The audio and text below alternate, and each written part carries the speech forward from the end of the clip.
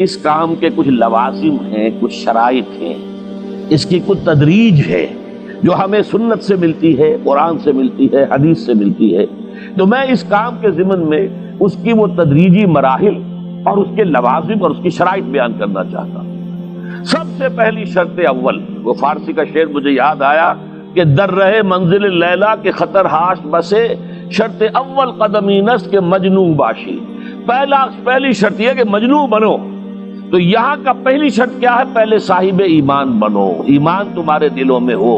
یا ایھا الذین آمنوا آمنوا باللہ ورسولہ، یعنی ایک ایمان تو تمہیں حاصل ہے، اقرار باللسان، وہ تو تمہیں والدین سے مل گیا، عقیدہ تمہارا ہے، متوارث جو ہے تم عقیدے کو مانتے ہو، لیکن دلی یقین والا ایمان حاصل کرو۔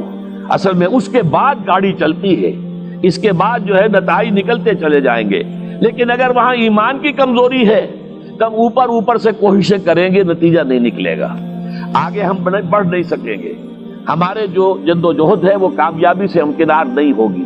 اس جیسے ہی ہے جیسے ہم درخت لگانا چاہ رہے ہیں جس کی جڑ ہی نہیں ہے، آپ زمین کھود کر درخت جو اس کے اندر گاڑ دیں گے تو زمین تو نہیں پکڑے گی اس کو، وہ تو نیچے سے جڑ ہو اور پھر درخت جو ہے اس سے ابھرے، تو وہ ہوتا ہے کہ جس کے لیے یوں سمجھیے سرسبز درخت بنے گا۔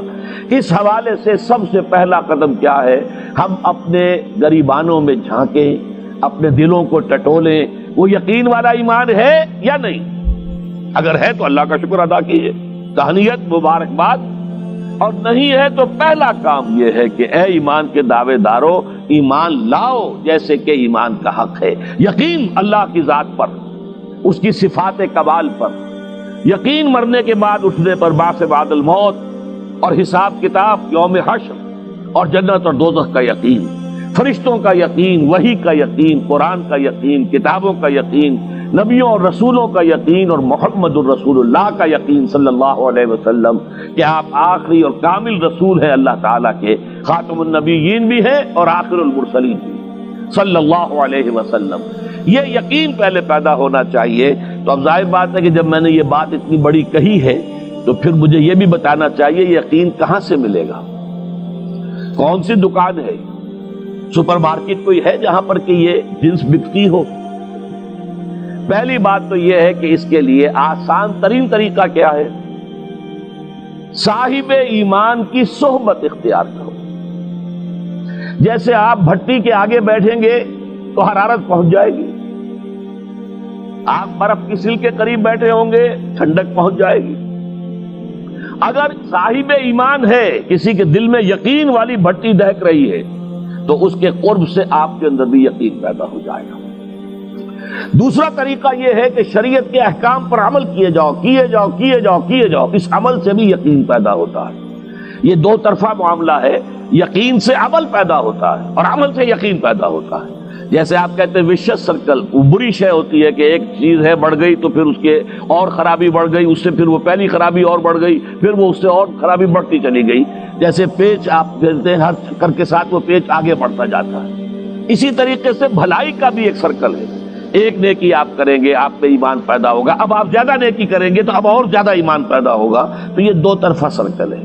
اور تیسری بات جو ہے، خاص طور پر فہیم، ذہین، انٹلیکچوئل لوگ، سمجھدار لوگ، اور آج کی دنیا آپ کو معلوم ہے کہ ہمارے نوجوان طبقے میں بہت بڑی تعداد ہے بہت سمجھدار لوگوں کی، اس لیے کہ ان کی معلومات کا دائرہ بڑا وسیع ہو گیا ہے۔ جدید دنیا میں جو علوم ہے ان کا ایکسپلوژن ہے، دھماکہ ہو گیا، اتنے علوم پھیل گئے اور اس کے اثرات ہیں۔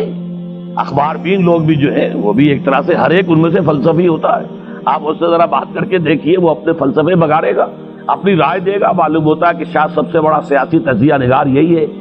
لہذا وہ لوگ کہتے ہیں کہ ہمیں تو وہ بات بتاؤ جو ہماری عقل کو بھی اپیل کرے۔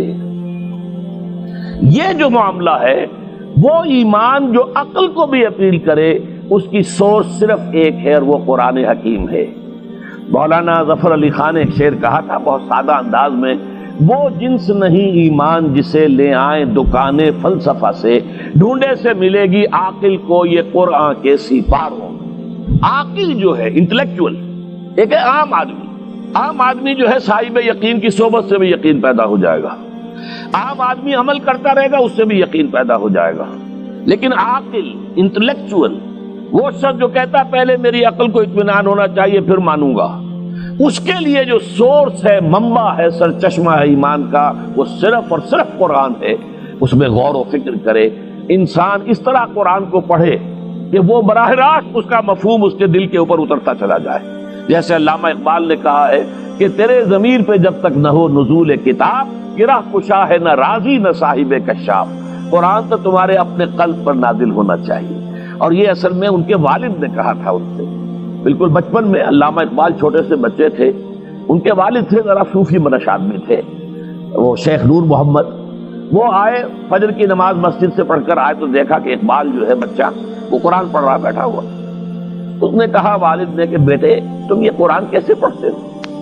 اب وہ حیران ہوا بچہ، یا بجان بس میں پڑھتا ہوں قرآن جیسے پڑھتے ہیں، آپ کا مطلب کیا ہے؟ کہا بیٹے قرآن ایسے پڑھا کرو کہ جیسے یہ تم پر نازل ہو رہا ہے، یوں سمجھو کہ تم پر نازل ہو رہا ہے، تم مخاطب ہو۔ اب اس چیز کو انہوں نے اپنے اس شعر میں ادا کیا، تیرے ضمیر پہ جب تک نہ ہو نزول کتاب، گرہ کشا ہے نہ راضی نہ صاحب کشاف۔ جیسے یہ قرآن قلب محمد پر نازل ہوا تھا، فَإِنَّهُ نَزَّلَهُ عَلَىٰ قَلْبِكَ، جبرائیل نے یہ اے نبی اے محمد آپ کے دل پر اتارا ہے۔ تو جب تک ہمارے بھی دل پر نہیں اترے گا تو قرآن مجید جو ہے وہ ہمیں انسپائر نہیں کر سکے گا۔ ترجمہ آپ پڑھیں گے، کچھ آپ کو معلوم ہو گیا اس کا مطلب یہ ہے، تفسیر پڑھا، اچھا جی ٹھیک ہے فلاں مفسر نے یہ لکھا ہے، فلاں نے یہ لکھا ہے، یہ معلومات تو مل جائیں گی، لیکن وہ اندر سے جو موٹیویشن ہوتی ہے، اندر سے جو جذبہ ابھرتا ہے، اندر سے جو ایمان جو ہے ایک چشمے کی طرح قلب کی گہرائیوں سے ابلتا ہے، وہ نہیں ہوگا۔ وہ اسی وقت ہوتا ہے کہ جب وہ انٹلیکچوئل آدمی جو ہے وہ کم سے کم اتنی تکلیف ضرور کرے کہ اتنی عربی سیکھ لے کہ عربی جو ہے قرآن مجید اس کے براہ راست قلب پر نازل ہو سکے، وہ ترجمہ نہ دیکھے۔ اب ایک آیت پڑھی پھر ترجمہ دیکھا، پھر دیکھا اس میں نمبر 11 لکھا ہوا ہے، حاشیہ میں جا کر دیکھا نمبر 11 یہاں ہے، وہ دیکھا، تسلسل تو ٹوٹ گیا۔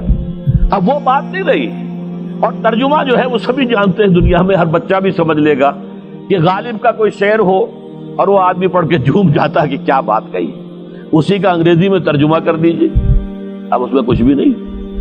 آپ نے مفہوم تو بیان کر دیا انگریزی میں، لیکن جو تاثیر ہے اس غالب کے شعر کی وہ انگریزی میں منتقل نہیں ہو سکتی۔ تو قرآن مجید کا کچھ نہ کچھ مفہوم تو ترجمے سے معلوم ہو جائے گا، قرآن کی تاثیر ترجمے سے نہیں حاصل ہو سکتی، تفسیر سے نہیں حاصل ہو سکتی۔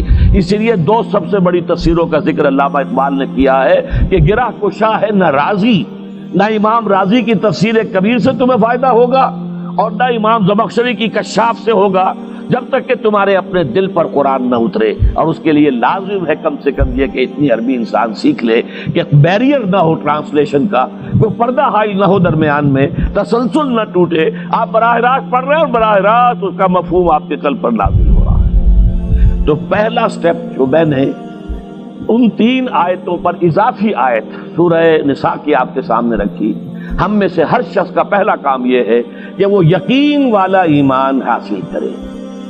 عام آدمی کے لیے صاحب یقین کی صحبت بھی مفید، عام آدمی کے لیے عمل سے بھی یقین پیدا ہوتا ہے، لیکن انٹلیکچوئل کے لیے، ذہین کے لیے، فہیم انسان کے لیے، انٹیلیجنسیا جسے آپ کہتے ہیں، اس کے لیے لازم ہے کہ وہ قرآن مجید کی گہرائیوں میں غوطہ زنی کرے اور قرآن اس کے اپنے قلب کے اوپر نازل ہو تو کہیں جا کر وہ قرآن کو سمجھے گا۔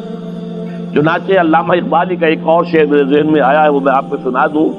ہم یہ سمجھتے ہیں کہ عرب تو ان کی اپنی زبان ہے، لہذا وہ تو قرآن مجید کو سمجھتے ہی ہوں گے، لیکن بسا اوقات ایسا بھی ہوتا ہے اگر دل پر حجاب آئے ہوئے ہوں تو قرآن مجید کے سمجھنے سے بھی کچھ حاصل نہیں ہوتا، دل پر حجاب ہے۔ یہی وجہ ہے تو عرب ہو یا عجم ہو،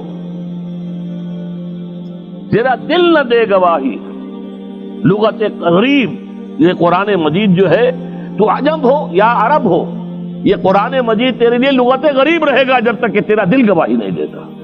تو ایک تو طلب ہدایت ہو انسان کے اندر، اور دوسرے یہ کہ قرآن مجید کو براہ راست نازل ہونے کا موقع ملے قلب کے اوپر، تو ایمان یقین والا حاصل ہوگا۔